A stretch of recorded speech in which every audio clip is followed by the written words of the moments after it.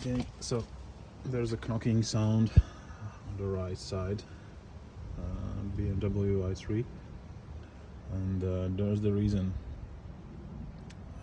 This pipe is moving and this pipe is moving, and here you can see there's like deep scratches like here and here, probably here.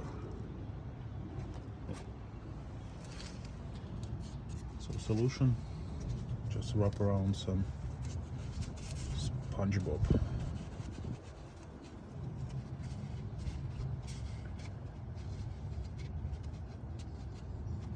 Like that.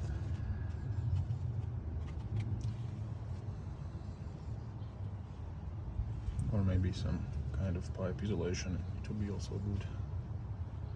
But it's like the reason why the knocking sound.